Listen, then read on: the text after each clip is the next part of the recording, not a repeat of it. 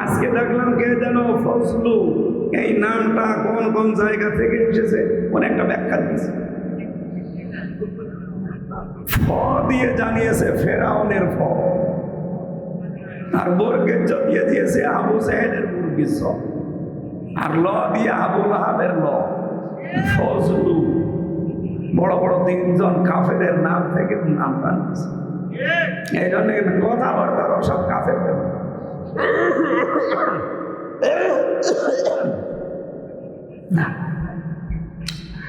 আমার ভাইরা, আমি যে কথা বলেছিলাম এই হাদিস থেকে, অন্যের জিনিস যারা নিজের দখলে নিয়ে এখনো বগল বাজাচ্ছেন যে যা করে ফেলেছি আর চিন্তা নেই, হয়তো আপনার চিন্তা আসে না, কিন্তু আপনাকে দেখে আমার চিন্তা হয় আপনি তো আর নবীর উম্মত নেই। আপনি যদি এখনই মারা যান, আপনার জানাজা পড়াবো কি দিয়ে? বিসমিল্লাহি আলা মিল্লাতি রাসূলিল্লাহ দিয়ে। আপনি তো আল্লাহর দলেও নেই, রাসূলুল্লাহর আদর্শেও নেই। মিথ্যা কথা আমি কেন? কাবার ইমামও যদি এসে বলে আল্লাহ আপনাকে কিন্তু মাফ করবে না। আমি জানি আপনার পরিবর্তন আসবে না, কারণ খতম আল্লাহু আলা কুলুবিহিম, আপনার অন্তরে আল্লাহ মোহর মেরে দিয়েছে। কারণ অন্যায় করতে করতে মানুষ যখন সীমা ছাড়িয়ে যায় তখন আর ফিরে আসার মতো রাস্তা বাকি থাকে না। ফিরআউন যেমন সীমা ছাড়িয়ে গিয়েছিল, ও যে ফিরে আসবে ওকে আমার আল্লাহর আসতে দেয়নি। তাফসীরে পড়েছি ও কিন্তু শেষ কথা বলতে চেয়েছিল লা ইলাহা ইল্লাল্লাহি, ইল্লাল্লাহ বলতে পারে না, ইল্লাল্লাহ বলতে যাবে ইল্লাল্লাহি বলেছে। চা খাওয়া ঠিক হয়নি, চিনি দিয়েছি তো গলাটা বসে গেল।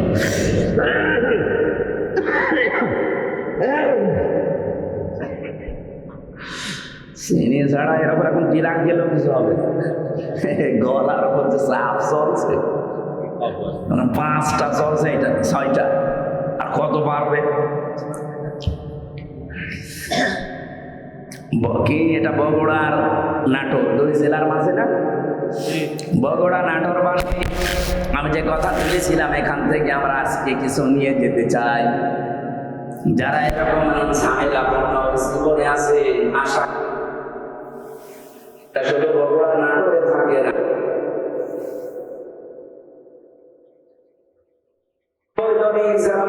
যারা ইনকাম করে সম্পদের পাহাড় তৈরি করে ফেলবে 1 বছর 1 মাসের ভেতরে, আপনি 30 বছর ধরে এত কিছু করতে পারবেন। বিশ্বনবী হাদিসের শেষে জানিয়েছেন বনি আদম সন্তানের পেটটা এই 3.5 হাত বডির ভেতরে মাত্র কয়েক ইঞ্চি পেট, এটা ভরতে হলে কবরের মাটি ছাড়া সম্ভব না। আমরা এখান থেকে যে দ্বিতীয় তাফসীরের যে শিক্ষাটা পেলাম, মায়েদা মানে দস্তরখানা, মায়েদা মানে খাবারের প্লেট, এটা যেহেতু আল্লাহ সাজিয়ে রেখেছে তামাম দুনিয়ায়, সুতরাং রিজিক আমার যা আছে এটা আমার কাছে আসবেই, আমি না খেয়ে মরবো না। আমার দায়িত্ব আমি যেন কোনো হারাম ইনকামে পা না বাড়াই। কি কথা বোঝা গেছে? আমার দায়িত্ব আল্লাহ পাকের ইবাদত বন্দেগী করে আমার জান্নাতের যে সিঁড়ি আছে, যে পথ আছে, এটা সহজ সরল পথ, এটা তৈরি আরো বেশি করে করা। কিন্তু আমার রিস্কের দায়িত্ব যেহেতু আমার না, এ বিষয়ে আমার টেনশনেরও দরকার নেই। অথচ আমরা পুরা উল্টা, যেটার দায়িত্ব আল্লাহ নেয়নি ওই দায়িত্বটা আমি নিজে এখন নিয়েছি, অথচ যেটার দায়িত্ব আল্লাহ নিজে নিয়েছে সেটা নিয়ে আমাদের কোনো চিন্তা নেই। রিস্কের দায়িত্ব আল্লাহ, আর এ বিষয়ে চিন্তা ভাবনা বাদ দেন। কবলে যা আপনাকে 50,000 বছর আগে দুনিয়াতে আসার লিখে দিয়েছে আল্লাহ, এটা আসবেই। সুতরাং এইটা নিয়ে চিন্তা ভাবনা করে এদিকে এদিকে করে ডান হাতের মাল বাম হাতে, বাম হাতের ডান হাতে দেওয়ার দরকার নেই। যেটার দায়িত্ব আল্লাহ নেয়নি আপনি ওইটা নিজে তৈরি করেন। আপনি নিজে জান্নাত যাবেন না জাহান্নামে যাবেন এ দায়িত্ব আল্লাহ নেয়নি, এটা আপনার উপরে। আপনি যা করবেন এইটা দিয়ে আপনার হয় জান্নাত না জাহান্নাম তৈরি হবে। এই জন্য মায়েদা সূরা থেকে যে তেলাওয়াত করেছি, দুইটা তাফসীর বললাম মায়েদার, একটা দস্তরখানার ফজিলতে আর একটা রিজকের দায়িত্ব নিয়ে। আমাদের ঈমান যেন মায়েদার এই কথা শোনার পরে আরো বেড়ে যায়, বলেন আমিন। আমি আপনার কাছে প্রশ্ন করছি, এটা রেকর্ড হচ্ছে তো, সারা পৃথিবী চলছে। বাংলাদেশ জামাত ইসলামীতে যারা ছিল এই 54 বছরে, বলেন তো তাদের উপরে জুলুম, অত্যাচার, নির্যাতন হয়নি? বলেন বলেন, হয়েছে মানে কি? এই 54 বছরের সব দলের নির্যাতন এক জায়গায় করলে যা হবে, বাংলাদেশের শুধু সাতক্ষীরা এক জায়গায় করলে তাই হবে। আপনি জানেন কি হয়েছে জেলায়? এখনই হাসিনায় ফ্যাসিড থাকাকালীন পুরা এলাকাটা ওরা বোলডোজার দিয়ে ভেঙ্গে গুড়িয়ে দিয়েছে।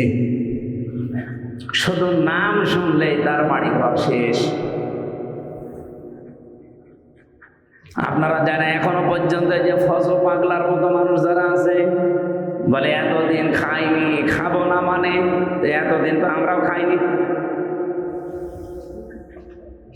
আমরা যেহেতু বিশ্বাস করি রিজকের মালিক আল্লাহ, এই দৃঢ় বিশ্বাস আমাদের আছে, এই জন্য অন্য কোনো বদনাম আমাদের, মিথ্যা বদনাম থাকলেও এই মিথ্যা বদনাম আজও কেউ দিতে পারেনি যে আমরা সাদাবাজি করে খাই।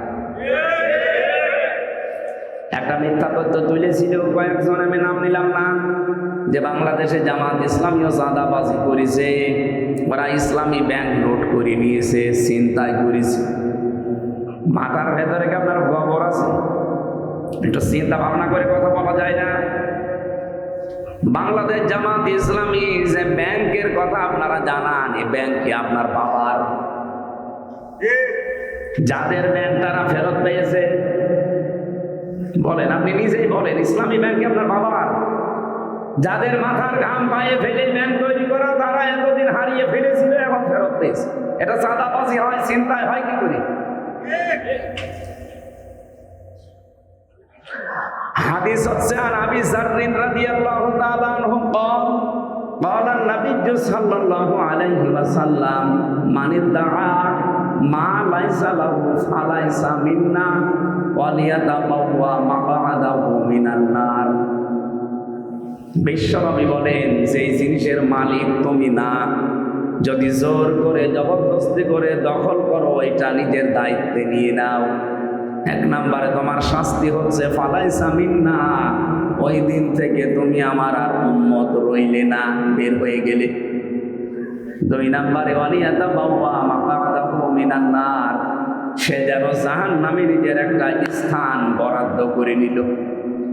এই হাদিসটা আপনি বাংলাদেশে মিলান, যে জিনিস আপনার না, আপনার দায়িত্বে আপনি নিয়ে নিলেন, কোন কারণে? হাদিসের টিকায় একটা কথা লেখা আছে, যদি কোনো জিনিস আপনার হয়ে থাকে কিন্তু হাতছাড়া হয়ে গিয়েছিল, হারিয়ে ফেলেছিলেন, কেউ কেড়ে নিয়েছিল, এটা আবার আপনি ফেরত পেয়েছেন, তাহলে হাদিসের এই শাস্তির আওতা মুক্ত থাকবেন। হাদিসের শাস্তি কি ছিল? যে অন্যের জিনিস নিজের দখলে যদি কেউ নিয়ে নেয়, এক নাম্বারে সে নবীর উম্মত আর থাকে না, দুই নাম্বারে সে জাহান্নামে যাবে, এটা কনফার্ম। কিন্তু যদি নিজের জিনিস আপনি নিজে ফেরত পান, তাহলে হাদিসের যে শাস্তির কথা, এটা আপনার উপরে বর্তাবে না। তাহলে জামাত ইসলামী বাংলাদেশ যেটা ফেরত পেয়েছে, এটা তো তাদেরই। আপনি নিজে এখন বুকে হাত দিয়ে বলতে পারবেন না ইসলামী ব্যাংক আমার? পারবেন? বলেন। আপনি কোন কারণে মিথ্যা তহমত তাদের উপরে লাগিয়ে যাদের কাছে বিভ্রান্ত ছড়ান? মানুষ কি এখন আগস্টের 5 তারিখের আগে আছে? সব বলছে যে আপনি কি বলতে চান। আমার কুষ্টিয়াতে তো আমি দেখেছি এক এক বাজারে এখন এই গণসংযোগে যায়, বিভিন্ন মার্কেটে ঢোকা যায় না, জড়িয়ে ধরে হাওয়া করে কাঁদে যে হুজুর আসবে কবে সময়, নীরব বিপ্লব ঘটাবো এবার। আর পারছি না, সহ্যের বাইরে চলে গেছি। আগে তো যা যা দিতাম সেভাবে হোক 15 টাকা, এখন দেওয়া লাগে 30 টাকা। এরপরও বড় গলায় কথা বলেন, টকশোতে বসে, আপনার লজ্জা করে না? আপনি মানুষ। বাংলাদেশের কোনো দলের ভেতরে আমি পাইনি আপনাকে কিচ্ছু করা লাগবে না, শুধুমাত্র জামাত ইসলামীতে অ্যাক্টিভ ভাবে 6 মাস কাজ করেন, আল্লাহর কসম আপনার জীবন পরিচ্ছন্ন হয়ে যাবে। সে যত বড় খারাপ মানুষ হোক। আমি জেলখানায় 2 জনকে একটু টিপস দিয়েছিলাম। তারা জেলে আছে, কেউ 22 বছর, কেউ 18 বছর। মানুষ আর মানুষ নেই, তাদের মনুষ্যত্ব হারিয়ে গেছে। কারণ জেলের ভেতরে অনেকদিন থাকলে ওরা পাথর হয়ে যায়। মানুষের ভেতরে আর মনুষ্যত্ব বলতে কিছু থাকতে চায় না। এক জায়গায় 24 ঘন্টার কয়দিন থাকা যায়? অথচ তাদেরকে কোরআনে কারীম প্রতিনিয়ত যে আধা ঘন্টা 1 ঘন্টা পড়াতাম যে আপনারা শুধু কোরআনের কাছে আসেন। এরপরে আমি তাদেরকে কয়েকটা বই পড়িয়েছিলাম, জনাব এটিএম আজহারুল ইসলাম পাঠিয়েছিলেন ওই কয়েকটা বই। ভেতরে তো বইও পাওয়া যায় না, উনি আমাকে যেগুলো পাঠাইতো ওইগুলো আমি রিলে করতাম, পড়ে দেখো। তারাও শিক্ষিত মানুষ। শেষ পর্যন্ত দেখলাম মাত্র 6 মাসের ভেতরে 18 বছর জেল খাটে, 22 বছর জেল খাটে, পরিবর্তন হয়ে গেছে। জীবনে বেরিয়ে যেতে পারবো কিনা জানি না। যদি যেতে পারি কোনোদিন, আল্লাহর দিন কায়েমের জন্য আমার এই জীবন আমি অক্ষ করি কিনা। যেহেতু নামটা আমি উচ্চারণ করেছি, বাংলাদেশ জামাত ইসলামী, উনি আমির, এখানে সিংড়া উপজেলার আমির অধ্যাপক আবু আমানুল্লাহ। আল্লাহ তার গোলামকে উচ্চ মাকাম দুনিয়া আখিরাতে দান করেন। প্রধান অতিথি বাংলাদেশ জামাত ইসলামী এই নাটোর জেলা শাখার শ্রদ্ধাভাজন আমির, বিশিষ্ট ইসলামী চিন্তাবিদ ডক্টর মীর নুরুল ইসলাম। বরেণ্য অতিথিবৃন্দ এখানে উপস্থিত আছেন। এমপি পদপ্রার্থী লিখেছেন না, বাংলাদেশ জামাত ইসলামী কেউ এমপি পদপ্রার্থী না, আমরা সব নমিনি। কেউ আমরা পদ চাইনি, আর আমরা পদ চাইলে আমরা কিয়ামতের আগে পেতামও না। কি কথা বললেন? এজন্য এমপি পদপ্রার্থী আমরা কেউ না, আমরা সব নমিনি। এখানে উপস্থিত হয়েছেন প্রফেসর সাইদুর রহমান, আপনাদের এই সিংড়ার জন্য যিনি নমিনি। ডক্টর মোস্তফা ফয়সাল পারভেজ, ইনি পাশের থানা নন্দীগ্রাম কাহালুর জন্য নমিনি। এখানে আসার কথা ছিল আলহাজ মাওলানা দবিবুর রহমান, উনি শেরপুর ধনট এই এলাকার জন্য বাংলাদেশ জামাত ইসলামী কর্তৃক নমিনি। আলোচনা এখানে যারা রাখলেন, বিশেষ করে আপনাদের এলাকার সন্তান, এই সিংড়া থানায় বাড়ি তার ডক্টর মাওলানা আব্দুল বারী রশিদি। আরবি প্রভাষ্য মামুজা সিদ্দিকিয়া কামিল ফাজিল মাদ্রাসা কাহালু বগুড়া। আলোচনা রাখলেন মাওলানা হুসাইন মাহফুজ চুয়াডাঙ্গা। বিশেষ অতিথিবৃন্দ অধ্যাপক এন্তাজ আলী, অধ্যাপক সাদরুল হুদা। অনেক মানুষের নাম দিয়েছেন, তো আমরা সময় আর নিতে চাচ্ছি না। দোয়া করছি একবার এই বান্দাদের জন্য, আল্লাহ যেন তাদেরকে বান্দা হিসাবে কবুল করেন। বিশ্বনবীর বহু নাম ছিল, কিন্তু আদরের নাম ছিল আব্দুল। কি নাম ছিল? আব্দুল বা আব্দুল্লাহ। ওরা কোরআন শরীফ খুলে দেখবেন, আল্লাহ ওনাকে বহু নামে ডাক দিয়েছে, নাজিরা, বাশিরা। আমি সবচাইতে বেশি সুন্দর নাম পেয়েছি আব্দুলটা। আল্লাহ রাব্বুল আলামিন তাকে ডাক দিয়েছেন তাহা, ইয়াসিন, মুজাম্মিল, মুদ্দাসসির। এরপরে পেয়েছি এই আব্দুল্লাহ। আব্দুল্লাহ রাব্বুল আলামিন তাকে এত বেশি ভালোবাসতেন, অন্যান্য নাম বলে কোরআন নাজিল করতে তার উপরে পারতেন। কোরআন নাজিল যেখানেই করেছেন অধিকাংশ জায়গায় দিয়েছেন আব্দুল। ওয়াইন কুনতুম ফি রাইবিম মিম্মা নাযালনা আলা আবদিনা তাবারাকাল্লাযী নাযালাল ফুরকানা আলা আবদিহি লিয়াকুনা লিল আলামিনা নাযীরা। এজন্য নামটা খুব সুন্দর।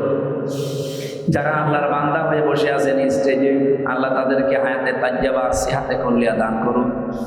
আপনারা সেই জহরের পর থেকে এসেছেন, অনেকে আসরের পরে, মাগরিবের পরে, এই ভেজা জায়গায়, কর্দমাক্ষ জায়গায় যারা বসে আছেন কোরআনের জন্য কষ্ট করছে। আল্লাহ এই কষ্টকে যেন জান্নাতে যাওয়ার একটা মাধ্যম বানিয়ে দেন। দল মত নির্বিশেষে আজকে এখানে সবাই আমরা এসেছি, কিন্তু এখন আমরা সব এক দল। কয় দল বলেন তো? কার দল? আল্লাহ।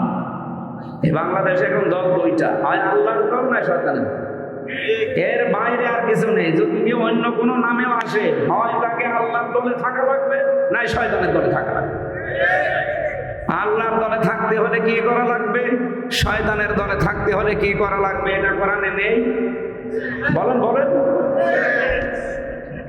এখনো পর্যন্ত যারা বোঝার পরেও এই কাজগুলো করতে চান না, তাদেরকে আমি আজকের তেলাওয়াতকৃত আয়াত থেকে কিছু ডিরেকশন দিতে চাচ্ছি। এটা আমার নিজের না, আল্লাহর দেওয়া, আমি শুধু অ্যাডভার্টাইজ করছি। এখানে কথা বন্ধ করে দেবেন। আল্লাহ পাক বলেন, এটা সূরা মায়েদার 54 নম্বর আয়াত। তাফসীরুল কোরআন যেহেতু লেখা, তাফসীরের হক হচ্ছে উসুলে তাফসীরের 15টা নিয়ম আছে। কোন আয়াত থেকে কথা বলতে হলে আগে দেখা লাগে তার আগে পরে আগে কি বললেন। যেহেতু সূরা মায়েদার প্রথমে আমরা নামকরণটা একটু জানাচ্ছি। মায়েদা শব্দের শাব্দিক অর্থ দস্তরখানা, কি খাবারের প্লেট। এখান থেকে একটা মাসলা এসেছে তাফসীরে, যদিও বিষয়টা আমরা অনেকে গুরুত্ব দেই না।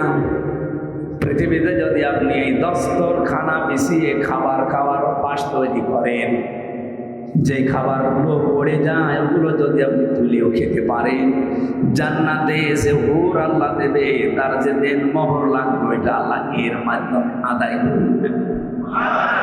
না, আমার প্রশ্ন আছে এখানে, সুবহানাল্লাহ বলছেন, ঠিক আছে।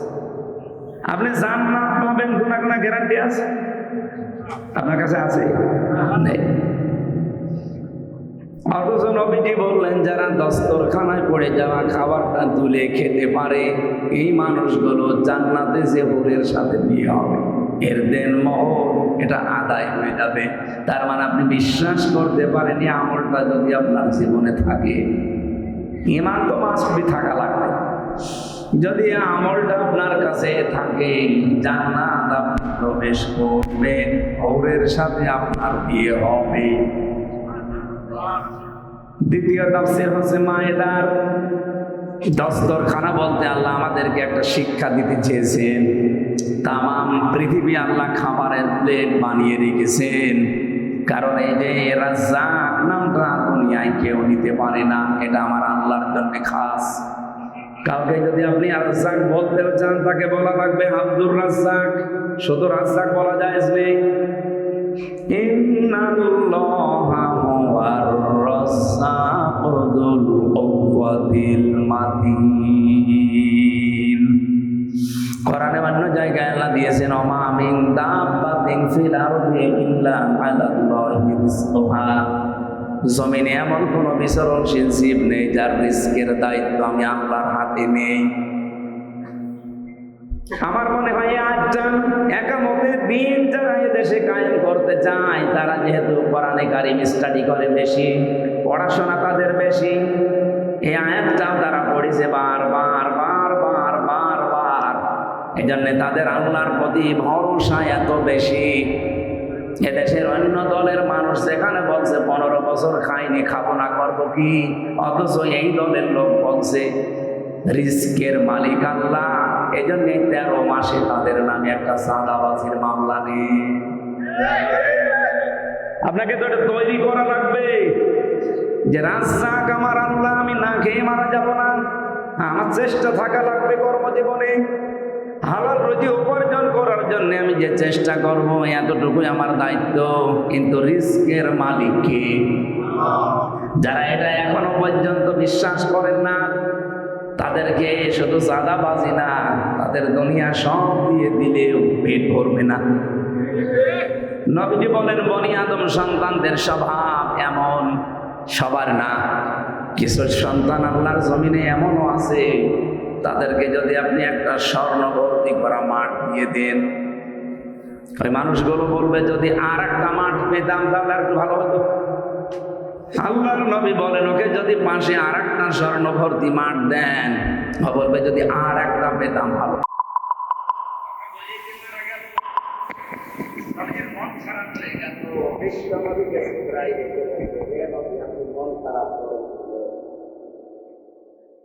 ইন্নাকা লা তাহদি মান আহবাবতা ওয়ালাকিন্নাল্লাহা ইয়াহদি মান ইয়াশা।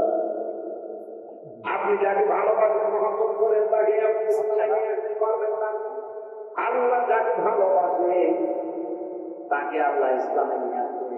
ভালো কথা শুনে আল্লাহ আপনার কাছে ভালো স্বামী নিতে দেয়।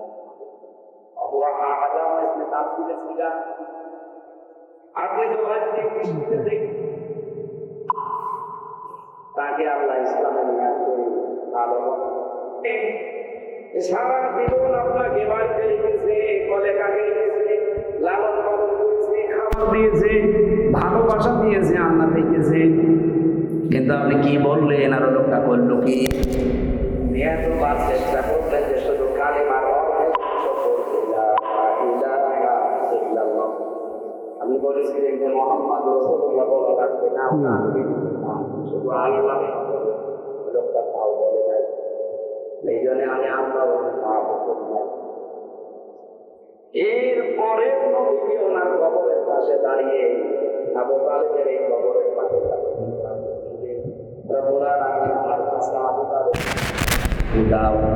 সঙ্গে সঙ্গে জিবরাইল এসে হাতের উপরে হাত রেখে বলছে, হুজুর হাত নামান।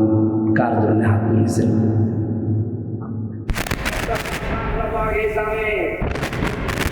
মুশরিক। ওই সময় সূরা তাওবার 113 নম্বর আয়াত নাযিল হয়, মা কানা লিন-নাবিয়্যি ওয়াল্লাযীনা আমানু আইয়াস্তাগফিরু লিল-মুশরিকিন। কোন নবীর জন্য, এমনকি কোন মুমিন বান্দার জন্য এটা জায়েজ না, শোভনীয় না, উচিত না যে কোনো মুশরিকের জন্য আল্লাহর কাছে মাফ চাবে, ক্ষমা চাবে, দোয়া করবে। কি বুঝলেন এই আয়াত থেকে? যেই নবী কোনোদিন জীবনে এভাবে হাত তোলা লাগে নাই, মনের ভেতরে কামনা আসলেই কবুল হয়ে গেছে।